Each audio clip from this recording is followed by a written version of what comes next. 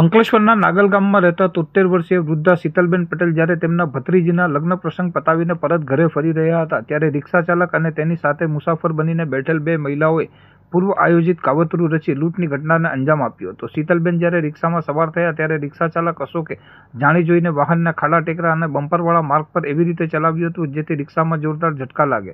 આ અરાજકતાનો લાભ ઉઠાવીને મુસાફરના સ્વાંગમાં બાજુમાં જ બેઠેલી રેખા અને શકુ નામની બે મહિલાઓએ ચાલાકીપૂર્વક વૃદ્ધાનું ધ્યાન ભટકાવ્યું અને ગણતરીની સેકન્ડોમાં તેમના ગળામાંથી રૂપિયા 2 લાખની કિંમતની સોનાની ચેન ઝૂંટવી લીધી હતી. ઘટનાની જાણ થતાં જ ભોગ બનનાર વૃદ્ધાએ અંકલેશ્વર એ ડિવિઝન પોલીસ મથકે ફરિયાદ નોંધાવી હતી. પોલીસે ગુનાની ગંભીરતા સમજી તુરંત એક્શન લીધા હતા અને ટેકનિકલ સર્વેલન્સ તથા બાતમીદારોની મદદથી ગણતરીના કલાકોમાં જ આખી દેવીપૂજક ટોળકીને દબોચી લીધી હતી. ઝડપાયેલ આરોપીઓમાં મૂળ ભાવનગરના અને હાલ અંકલેશ્વરમાં સ્થાયી થયેલ રિક્ષા ચાલક અશોક સહિત તેની સાથે ગુનામાં સામેલ બંને મહિલાઓની ધરપકડ કરવામાં આવી છે. પોલીસે આરોપીઓ પાસેથી ચોરી ગયેલ સોનાની ચેન તેમજ ગુનામાં ઉપયોગમાં લેવાયેલ રિક્ષા જપ્ત કરી કાયદેસરની કાર્યવાહી હાથ ધરી છે.